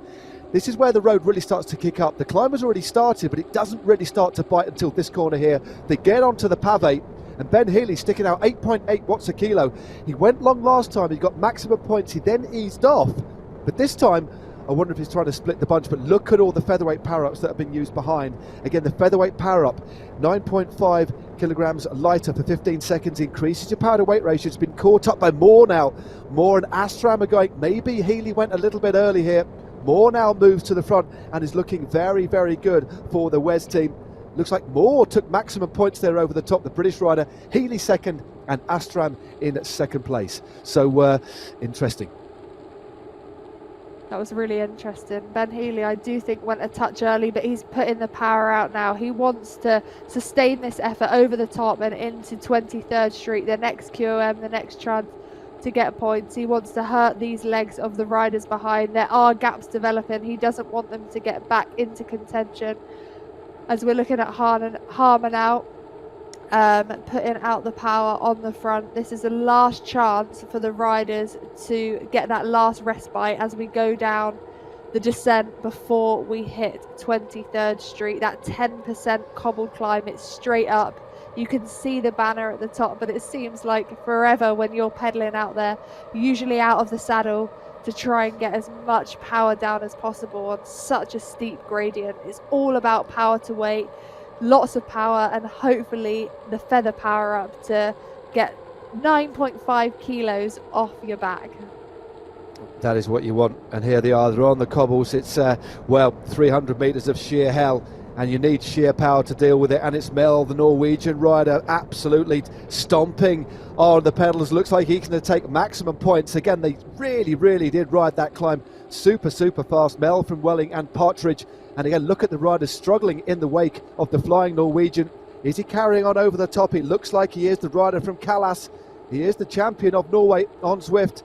Maximum points there from Welling and Partridge. Madsen in at third place. But riders going straight over the top, and not a lot of opportunity now, Danny, to recover at all. It's a fast downhill section, but then the road starts to kick up. But that result there by Callas Esports has meant that points on the road throughout this race are equal now. Vitus with 9, Callas with 9, and Poyao Ceramic with 8 points. Very close at the top. Still all to play for, and we've got a very big group that's going to come into the finish. It's all going to go down to this final climb up to the finish here. 1.7 k's to go here, Danny. This is going to be exciting. Can anybody break clear, or are only going to be treated to a big bunch gallop? It is. It's going to be all about that final climb, and we could see all the riders there in that super tuck position as we went down that final descent. The super tuck is where you can stop pedaling, get a few seconds of respite before the last couple of minutes of real effort. 1.4 kilometers to go. We're going to go down this descent, turn right onto the final climb. We go round the left-hand bend, and then the finish line is in sight. We saw how long those last few hundred meters are, and if your legs are burning, it feels like a lifetime. Mikey Mottram on the front now, and these riders are really going to have to use their mental strength as well as their leg strength to keep it going all the way to the line. I think we are going to see riders going early. trying not to let it go to a sprint when it does level off, and use their expertise as a climber. So someone like Ben Healy, you can see Vujasan now, the Belgian pro, coming to the front of this race. He's such an experienced rider, and here we are, the fireworks are about to begin. Well, it's Talbot. Mike Cumming looks like he's moving clear on the front. Mike Cumming, the exceptional rider here for Saris and the Pros Closet. Mike Cumming, a great road rider, rode several years at a very, very high level. Overall winner of the Tour of Taiwan, 10.5 watts a kilo. He is flying up. Look at the power. Can he sustain it though? Nearly 700 watts for the British rider. He's already round the top. This is where the finishing straight opens up. This is where the pain is really going to start to bite. Mike Cumming, a big, big attack out of the saddle in that yellow jersey. Can he hold on? Because the riders are closing, but he's got a big, big gap. 400 minutes to go now. Thrall in second place at 2.9 seconds. Larson in third, and everybody else trailing in the wake. But is Thrall coming up? No power up has been used by Cumming. It looks like Thrall is moving up. It looks like he's going to overtake the British rider. Thrall enthralling us with this ride here. The Evoque bike rider moves through to the front. The Canadian looking like he's going to take the win here. Absolutely wonderful riding by Thrall here. Tom Thrall flying along the finish here. Takes the win. Tom Thrall for the Evoque bike team in the white jersey for Canada. Takes a magnificent win, overhauling the British rider Mike Cumming. Well, another sensational finish here, Danny. I think I'm going to need to lie down. That was enthralling. Hey, Matt. Incredible ride there from Thrall to take the victory. And they obviously had they watched Caroline Williams in the women's race, and they really did take it on from the bottom of that climb. But that was perfect timing there from Thrall to take the victory. They used their power-ups perfectly, and another super exciting race you can see there. Thomas Thrall, the Canadian rider, taking the victory ahead of Mike Cumming and Ryan Larson, Ollie Jones, Van den Bosch, Nicky Hug, Alex West, Gavin Dempster, Nicholas Pedersen and Vida Mel to round off the top 10 in that thrilling race. Well, a thrilling race and an enthralling race as well. Again, I won't do any more puns, but basically an amazing performance there by Thomas Thrall. Mike Cumming looked like he had it in the bag, but it just shows how difficult that climb is to drudge. The right move to go, because Mike Cumming, we know, is a better climber than he is a sprinter. Again, there's the average, 4.7 watts a kilo. But 4.6 watts a kilo was enough to win it for Thomas Thrall, because it's all about timing, measuring your effort. But a good performance there as well by Ollie Jones in fourth. Juice van der Bosch, as you said, for the Dutch team in fifth place. And let's look at the cluster of riders there from Saris and at the Pros Closet. They are going to have scored a lot of points. Second, third and eighth. Remember, it's important to win on the night. First place is obviously wonderful for your Zwift Palmares, but this competition, the Zwift Racing League, all about scoring points for your team, and it's all about getting as many riders near the front. And it looks like we'll get confirmation soon when we look at the overall table. But Saris and the Pros Closet, in terms of a collective there, Danny, did superbly, and a wonderful ride by Mike Cumming. Wasn't quite good enough on the night for the win, but 3 in the top 10, they've got to be very, very happy with that. As we just talk us through the last couple of 100 meters here, when Thrall goes by Cumming. Yeah, that was really impressive riding. It is a team competition, so that was perfect riding from the Saris and the Pros Closet team. But as we saw there in the finish, Mike Cumming went super early, and Thrall just had more power to overtake Cumming. He went at a perfect time to take the victory. But Mike Cumming, a gutsy ride, and I think they've got to be really happy with their ride as a team. To have 3 in the top 10 is fantastic. You can see the finish line points there, with Thomas Thrall taking 40 points, the maximum points on offer. Mike Cumming 35, Ryan Larson 30, and the other riders to round off the top 10. You know, that's just a bit of an insight for you in relation to the points that are given to the riders here. Again, the more points you can accumulate for your team, the better. It's okay getting a rider to win, but in relation to accumulating points, you need to get riders. Well, there we go. That is the team points on the night. And it was Saris and the Pros Closet who managed to pull 97 points together. I think primarily because the fact they packed 3 riders into the top 10. Not so, they didn't actually score that many points out on the road in terms of the sprints and the KOM. But Canyon Esports in second place Callis Esports Racing Team in third with 49. Then we have Puato Ceramic Speed, Evoque Bike powered by Insured, Bolt Race Team in sixth. Then there's Team Swedish Zwifters in seventh. No Pins R3RE Racing Team in equal eighth with Vitus Pro Cycling, who were very aggressive indeed. And then rounding out your top 10, scoring 26 points on the night, was the Dutch Racing Team. And again, looking back earlier into the race, it was a bit of a tactical one really, Danny, wasn't it? We saw Ben Healy was pretty aggressive, but the actual sprints themselves, the flat sprints, there was a real easing and then an acceleration and then another easing again, and then essentially an explosion near the end. It was a very, very different race to what we saw in the women's race. It was. The men were a lot more reserved, I'd say, in this race, and probably wanted to wait until the final sprint or hill climb, as it were, for the maximum amount of points. You do see a lot more points available for that finish line sprint. So I think that's what the men were all about tonight. We didn't see it break up as much as the women.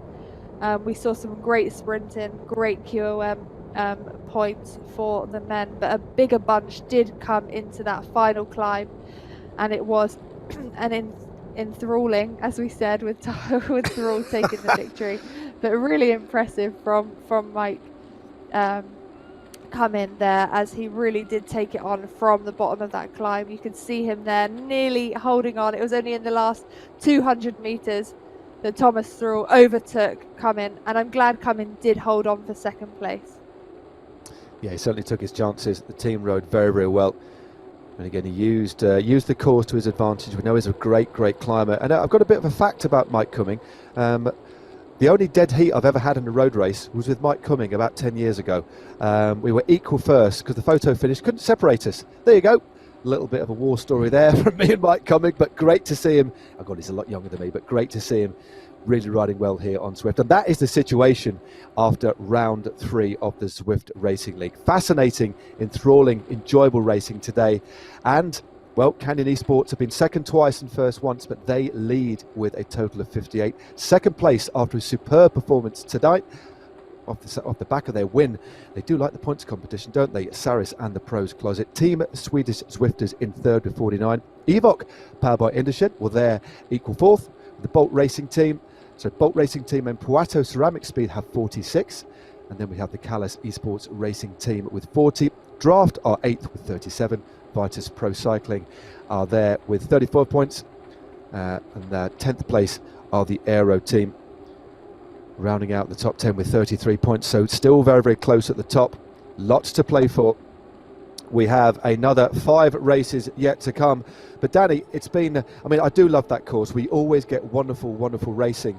We've seen a lot of scratch races on the Richmond course, but the points race, completely different proposition. Important that they communicate and ride as a unit, but clearly the teams that benefit are the teams that can ride as a collective. Absolutely, we did see that with Saris and the Pro Closet there tonight, winning the overall team classification points with 3 riders in the top 10, and it is all about communication, using your riders effectively to pick up the points, the intermediate points. We saw 8 chances there tonight for the women and the men's, and then the big points on the finish line. And it was the riders that really took it on from the bottom of that climb that really benefited tonight. So really exciting racing. It really is all to play for in the next 5 rounds. Still 5 rounds. How great is that?